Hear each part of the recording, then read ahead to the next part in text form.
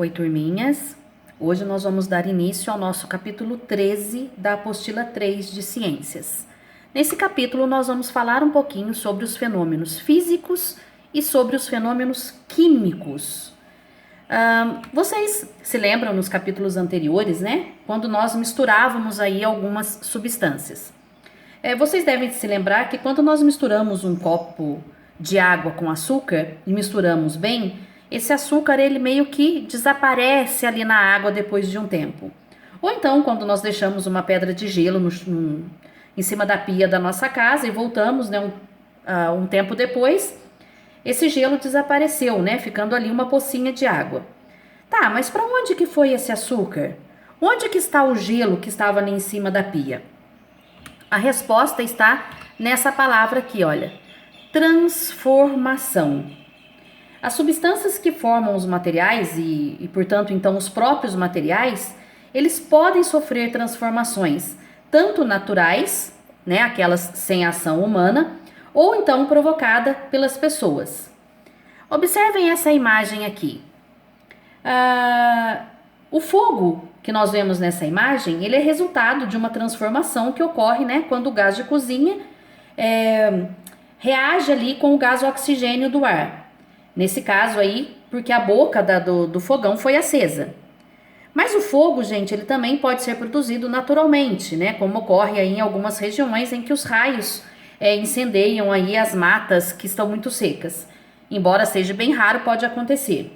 E a água fervendo, borbulhando, ela também representa algum tipo de transformação. Mas nesse caso, a água ela não precisa se misturar a nada, né, para isso acontecer. Então, essa transformação ela ocorre naturalmente, basta apenas que haja calor. Bom, fenômenos que podem transformar os materiais. Vocês já repararam que os materiais que nós vemos no nosso dia a dia podem sofrer transformações de diversos tipos? Então, olha, eu tenho aí como exemplo o derretimento de uma pedra de gelo, a queima da cabeça de um palito de fósforo, a queima de um papel, o processo de amadurecimento aí de uma fruta, o vidro quando ele sofre um impacto aí fica trincado. Em ciências, todas essas transformações, entre outras, são consideradas fenômenos. Então nós podemos dizer que do ponto de vista científico, fenômeno é qualquer tipo de transformação que um material pode sofrer. E aí sim, essas transformações podem ser físicas ou podem ser químicas. Observem essas duas folhas de papel aí. Uma foi simplesmente amassada e a outra foi queimada. Em qual dessas transformações aí nós podemos afirmar que o material, ou seja, que a folha de papel, ela permaneceu sem modificações em sua estrutura química? Bom, é claro, né, que o ato de amassar o papel aí ou apenas rasgar o papel não muda sua composição química. Porém, quando o material que forma o papel é queimado, nós vamos ver que as cinzas elas vão diferir muito daquele material que formava a folha de papel antes da queima. Então, nesse caso, o papel ele sofreu transformações diferentes ao ser amassado e queimado, né? E aí, essas transformações, então, no caso do papel amassado, ele sofreu apenas uma transformação física, porque não houve, né, uma alteração aí dos seus componentes. E quando ele foi queimado, aí sim houve uma transformação química, porque o resultado final foi alterado. Então, o que é uma transformação física? São fenômenos que modificam o material sem alterar a sua composição química. Tá? Então, nós vamos ver isso em alguns exemplos aqui. Então, olha só, se eu pegar uma garrafinha de água e amassar essa garrafinha, a forma dela vai ser alterada, mas o resultado final não, porque nós não modificamos a composição química, ou seja, o plástico que forma a garrafinha, ela não sofre modificação nenhuma, né? Então, nesse caso aí, nós temos uma transformação física, porque a composição química do material não foi alterado. O mesmo se nós pegarmos uma latinha de refrigerante e amassar, né? Nós vamos alterar a forma, mas não vamos alterar a composição. Ou mesmo acontece, por exemplo, com quando nós quebramos um copo, nós alteramos a forma, o tamanho desse material, mas não a composição química. Quando nós amassamos um papel, nós também alteramos a forma ou alteramos o tamanho, mas porém o material, a composição inicial desse material, no caso o papel, não foi alterada, tá? Então por isso que é uma transformação aí física. Transformações que envolvem solubilidade. Quando nós dissolvemos uma pequena quantidade de sal ou de açúcar na água e misturamos bem, é possível nós notarmos que ambos os solutos, aí no caso o sal e açúcar, eles parecem desaparecer ali no solvente que é a água. Mas, embora eles estejam dissolvidos, tanto o açúcar como o sal, eles permanecem quimicamente iguais ao que eles eram antes, né, ao serem misturados na água. Então o sal e o açúcar, eles continuam ali, embora a gente não consiga ver. O mesmo acontece, gente, quando nós adicionamos à água alguns corantes hidrossolúveis. O que é uma substância hidrossolúvel? Uma substância que se dissolve na água. Então, apesar dessa mistura aí, ela apresentar uma coloração diferente, né? Dá pra gente ver nessa imagem aqui, olha. Embora a água tenha ficado vermelha porque eu utilizei um corante vermelho, não houve alteração química. O corante simplesmente foi misturado à água, né? Então as partículas do corante aí simplesmente interagiram com a água, tá? Mas não sofreram nenhuma alteração química. E transformações que envolvem mudança de estado físico. Nós vimos anteriormente algumas transformações aí de estado físico que ocorrem quando nós aquecemos um determinado material. Lembram lá do ponto de fusão, do ponto de ebulição? Agora é a hora da gente estudar isso de forma mais aprofundada. A água, assim como outros materiais, ela pode se apresentar na natureza em 3 estados físicos diferentes, né? No estado sólido, líquido ou gasoso. Isso vocês aprendem desde lá de quando vocês estavam no Fundamental 1 ainda. Até na educação infantil eu já ensino isso para os meus aluninhos. Vocês sabem como que as moléculas da água estão organizadas nesses 3 estados? Então observem essa imagem aqui ao lado, olha. Quando a água está no estado sólido, as moléculas da água elas ficam muito próximas umas às outras, tá? Com pouca movimentação.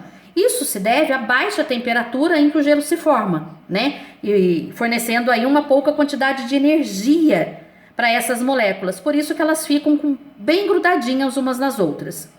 Quando nós aumentamos a temperatura, ou seja, quando nós damos mais energia a esse sistema, a agitação das moléculas da água ela aumenta, né? Passando então do estado sólido aqui, olha para o estado líquido. Tá vendo como as moléculas aqui já estão mais afastadas umas das outras? Tá? Isso porque houve um aquecimento com ganho de energia.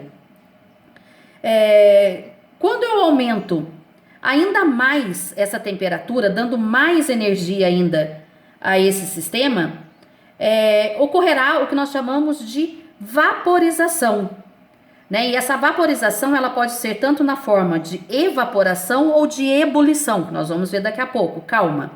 Tá? E aí a água passa então para o estado gasoso. Então olha só como aqui as moléculas estão ainda mais afastadas, tá? Por quê? Porque houve um ganho de temperatura com ganho de energia. Então as moléculas elas ficam muito agitadas, olha, elas ficam bem afastadas umas das outras, tá? Então a distância das moléculas aí ainda é maior ainda do que observada na água no estado líquido, devido a esse ganho de energia, como eu disse.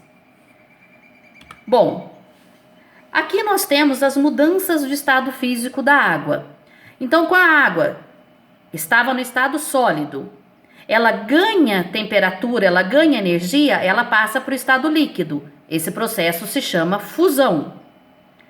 Quando a água que estava no estado líquido ganha temperatura, ou seja, ganha mais energia, ela passa para o estado gasoso, processo que nós chamamos de vaporização. E essa vaporização pode ser a evaporação e a ebulição. Quando a água que estava no estado gasoso perde energia, ou seja, ela sofre um resfriamento, ela vai se condensar. Então, quando a água passa do estado gasoso para o estado líquido, ela sofre um processo chamado de condensação, também chamado de liquefação. E se a água que estava no estado líquido perder ainda mais temperatura, mais calor, perder mais energia, atingir lá a temperatura de 0 graus, ela vai começar a se transformar em gelo, né? E esse processo, então, essa passagem da água do estado líquido para o estado sólido, nós chamamos de solidificação, tá? Aqui do lado vocês têm todo esse processo, olha, do sólido para o líquido, fusão, do líquido para o gasoso, vaporização, do gasoso para o líquido, liquefação ou condensação, do líquido para o sólido, solidificação. E existe um outro processo que nós vamos ver daqui a pouco, chamado sublimação. Aqui nós temos alguns exemplos de fusão, né? O derretimento das geleiras, ou o derretimento de um gelo, de um picolé. A vaporização, como eu disse para vocês, na verdade nós temos 3 tipos, né? A evaporação, que é um processo mais lento ali, sem agitação, ela ocorre naturalmente e ocorre nas superfícies dos líquidos. Um exemplo é a roupa secando no varal. O segundo exemplo é a ebulição. Ela ocorre por um aquecimento maior, tá? Então, o líquido todo evapora aí de forma mais rápida. E a calefação, gente, ela é mais rápida ainda, ela é mais abrupta. Quando a mãe de vocês esquece uma panela no fogo, por exemplo, e pinga uma gota d'água, aquela gota já evapora na hora, não é? Isso é a calefação. A condensação, então, é quando a água que estava no estado gasoso passa para o estado líquido. Então, nós temos ali quando aquelas bolinhas que se formam na lata de refrigerante, o gelo, aquela água que forma fora do copo. Então, a água que estava dentro do copo com gelo está bem fria. Quando encontra uma temperatura mais quente na fora do copo, ela se condensa, formando aquelas gotículas. As gotas de orvalho, a tampa da panela de arroz. Então, quando a água evapora e atinge a tampa que é mais fria, ela também se condensa, tornando líquida novamente. A solidificação, né, a passagem do líquido para o sólido, é bem simples. E aqui a sublimação. A sublimação, ela é um fenômeno muito interessante, porque a substância ela passa do estado sólido diretamente para o gasoso, sem se tornar líquido. Então, nós temos aí como exemplo o gelo seco e a naftalina. A naftalina são umas bolinhas que a gente coloca no armário para espantar insetos, principalmente baratas. Então, a gente coloca a bolinha lá, quando a gente vai ver, ela desapareceu. Por quê? Ela passou do estado sólido diretamente para o gasoso, tá? Então, esse processo se chama sublimação. E aí, nós temos como exemplo aí, importantíssimo, né, o ciclo da água na natureza, onde nós vamos ter a água em todos os estados físicos. Então, a água, vamos ver essa animação? A água dos rios e lagos, pelo aquecimento do sol, evapora, assim como as plantas e animais também que fazem evapotranspiração. Elas vão para as nuvens, se condensam, caem na forma de chuva ou de neve, voltando para os rios, lagos e lençóis freáticos, tá bom? Então, o ciclo da água é um exemplo aí de um fenômeno em que nós temos aí a água nos 3 estados líquidos. Importantíssimo isso para manter os nossos recursos hídricos, tá bom? Então, vou fazer uma pausa e volto para darmos continuidade a esse capítulo.